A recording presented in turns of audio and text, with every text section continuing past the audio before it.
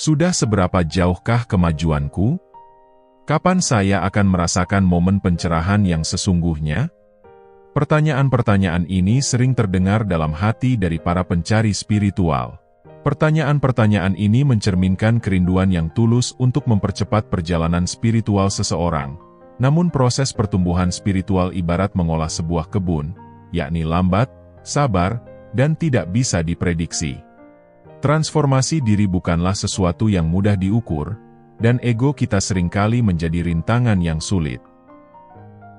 Banyak yang tidak menyadari bahwa mereka telah mencapai kemajuan yang signifikan.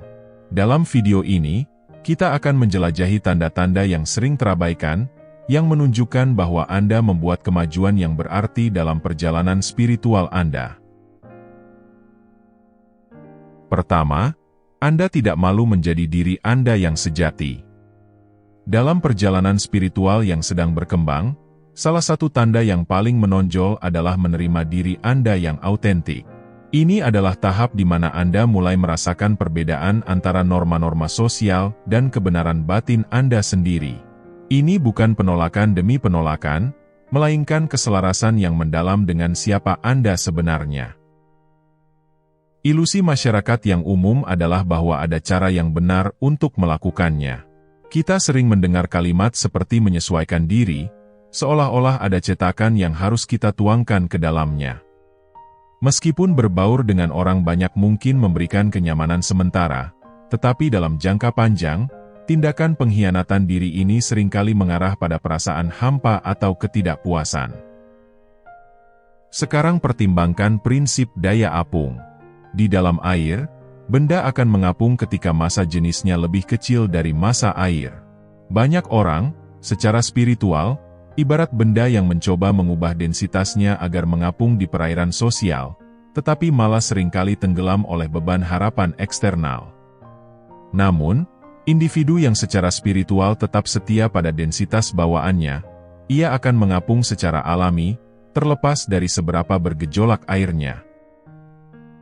Meskipun masyarakat mungkin dengan cepat menilai orang-orang tersebut sebagai orang-orang yang tidak sesuai, pemberontak, atau bahkan orang-orang yang terbuang, label-label ini seringkali tidak tepat dari tujuan sebenarnya. Individu-individu ini tidak bertindak melawan masyarakat, mereka bertindak untuk diri mereka sendiri. Mereka memahami, seperti yang dikatakan oleh Dr. Seuss dengan bijaksana, hari ini kamu adalah kamu, itu lebih benar dari yang sebenarnya. Tidak ada orang hidup yang lebih baik dari kamu. Persepsi tentang benar dan salah dalam norma-norma sosial seringkali menciptakan jaringan harapan. Ambil contoh dalam pilihan karir. Profesi-profesi yang diterima secara sosial, seringkali tidak memberikan ruang bagi pekerjaan yang mungkin dianggap tidak lazim. Seperti seniman, aktivis, atau pemimpin spiritual. Namun, seseorang yang sedang berkembang secara spiritual sering memilih jalan yang sesuai dengan esensi mereka, meskipun melanggar norma sosial. Dalam hubungan juga, individu yang berkembang secara spiritual cenderung mencari kedalaman daripada penampilan, pemahaman daripada penilaian, dan cinta daripada keuntungan materi. Mereka tidak terpengaruh oleh pandangan populer tentang pasangan ideal, namun cenderung kepada hubungan penuh perasaan yang memupuk pertumbuhan mereka. Orang sering menyembunyikan diri sejati mereka karena takut akan penilaian. Mereka khawatir bahwa mengungkapkan sifat sejati mereka mungkin membuat mereka rentan terhadap kritik atau penolakan.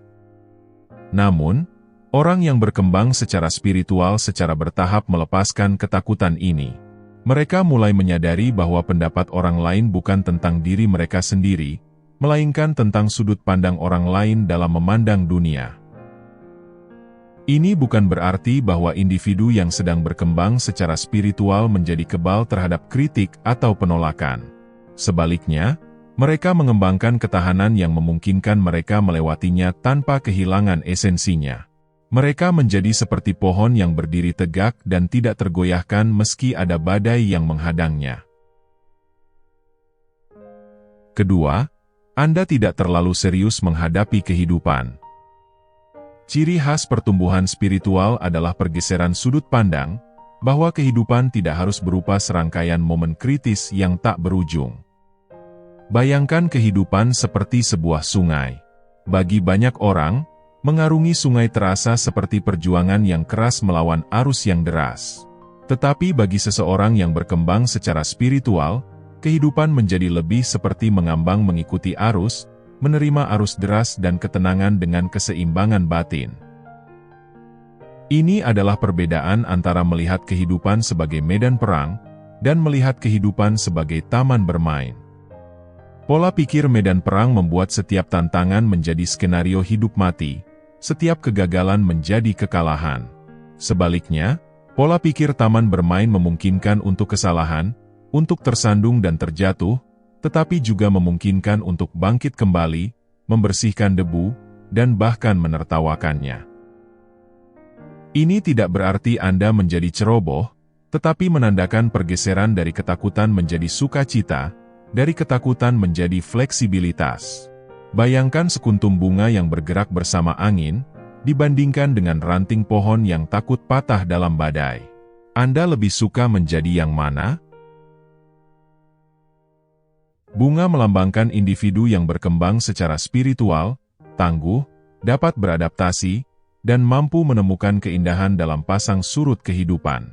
Penulis dan ahli mitologi terkenal Joseph Campbell pernah berkata, "Kita tidak dapat menyembuhkan dunia dari duka cita, tetapi kita bisa memilih untuk hidup dalam sukacita." Orang yang berkembang secara spiritual memilih jalur sukacita ini, menyadari bahwa penderitaan tetap ada, namun tidak terbebani olehnya. Mereka berhasil menemukan kebahagiaan bahkan dalam hal-hal sepele, dan menyebarkan kepositifan ini seperti riak di kolam. Anda akan sering mendengar ungkapan dari orang-orang ini seperti, "Hari ini adalah hari yang indah," atau, "Bukankah itu luar biasa?" daripada keluhan atau negativitas. Mereka tidak menyangkal masalah yang ada di dunia, mereka hanya tidak memberi mereka kekuatan untuk mengalahkan kebahagiaannya. Ada kualitas magnetik untuk kesenangan ini. Anda mungkin pernah bertemu dengan orang-orang yang memancarkan kepositifan seperti itu, sehingga Anda merasa nyaman hanya dengan berada di sekitar mereka. Ini bukan tentang apa yang mereka katakan, tetapi bagaimana perasaan Anda terhadapnya. Mereka memancarkan energi, getaran, bahwa ada sesuatu yang berbeda dalam diri mereka. Jika Anda mendapati diri Anda lebih mudah tertawa, menghargai hal-hal sederhana, dan menerima suka dan duka dalam hidup dengan perasaan gembira, itu bisa dipertimbangkan sebagai tanda bahwa Anda sedang berkembang dalam perjalanan spiritual. Anda belajar menari dengan kehidupan, bukan hanya menahannya, dan itu adalah transformasi yang indah.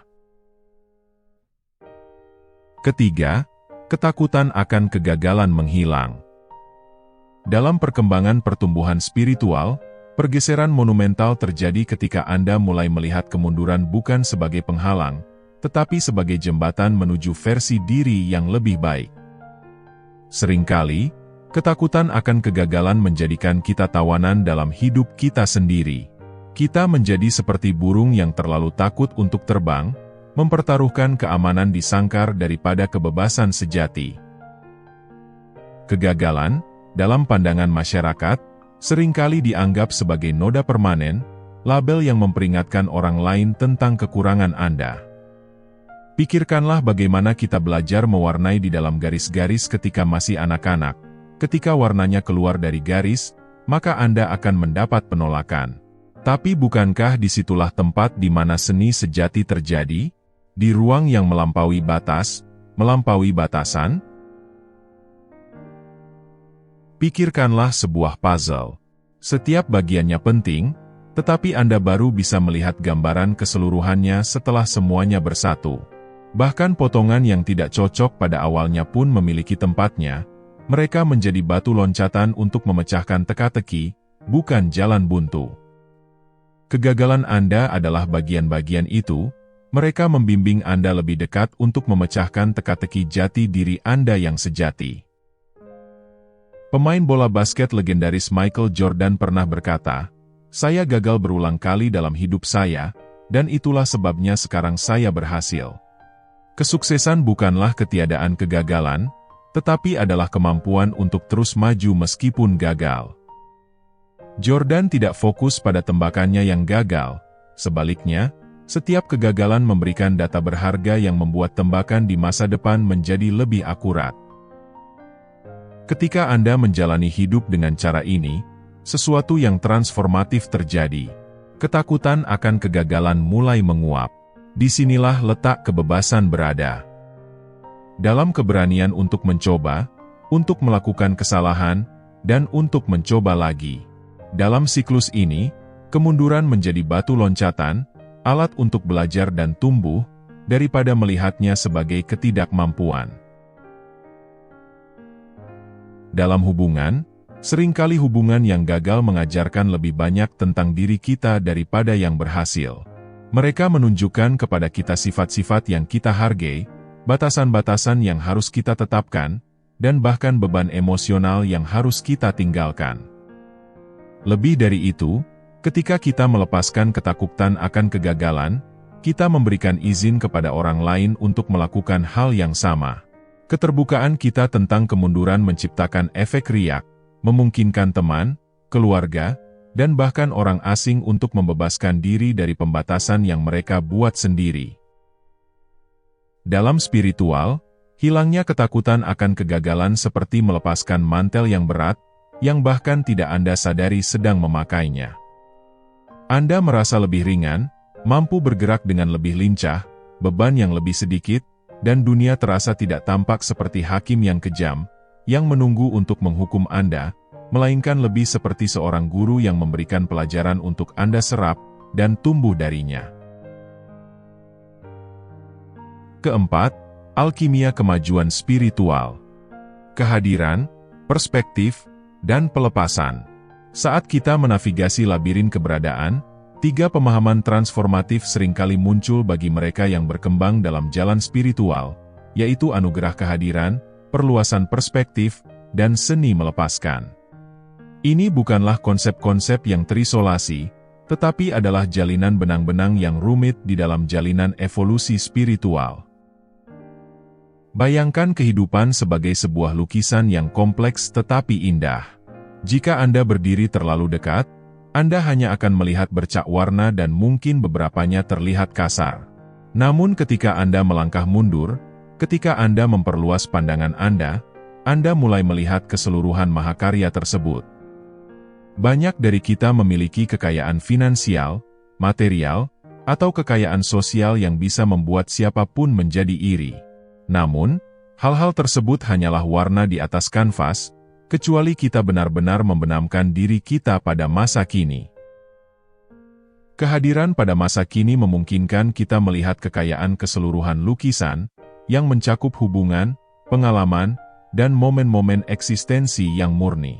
Namun terkadang, pandangan kita tentang lukisan indah ini terhalangi. Disinilah seni melepaskan berperan. Bertahan pada dendam atau kepemilikan material, seperti memegang kacamata pembesar yang hanya membuat Anda hanya fokus pada satu bagian kecil dari lukisan tersebut. Dengan melepaskan, Anda menghilangkan hambatan-hambatan ini, memungkinkan pandangan penuh yang tidak terhalangi. Ini bukan tentang meninggalkan harta benda duniawi, tetapi menyelaraskan kembali hubungan kita dengan harta benda itu. Marcus Aurelius pernah mengatakan dengan bijaksana, "Terimalah tanpa kesombongan, lepaskan dengan ketidakpedulian." Kata-kata ini benar adanya, terutama ketika dilihat dari sudut pandang pertumbuhan spiritual. Menerima tanpa kesombongan adalah hadir dalam momen saat ini, mengakui dan menghargai anugerah yang ditawarkan kehidupan, tanpa melekatkan ego Anda padanya. Melepaskan dengan ketidakpedulian adalah bentuk pembebasan spiritual yang paling utama. Ini bukan berarti Anda tidak menghargai apa yang Anda miliki, ini menandakan bahwa kebahagiaan Anda tidak terikat padanya. Misalnya Anda menyimpan dendam, meskipun Anda mungkin berpikir Anda menanggung beban kesalahan di masa lalu, apa yang sebenarnya Anda lakukan adalah menghalangi jalan Anda sendiri ke depan. Dalam hal ini, melepaskan lebih berarti bagi Anda daripada untuk orang lain. Saat Anda membebaskan diri dari keterikatan ini, Anda menciptakan ruang untuk hubungan dan pengalaman yang lebih berarti. Anda akan merasa lebih mudah hidup dalam momen saat ini, menikmati setiap momen, daripada terobsesi dengan apa yang sudah terjadi atau apa yang bisa terjadi. Konsep-konsep ini juga memiliki hubungan simbiosis. Hidup di masa sekarang membantu Anda melepaskan diri.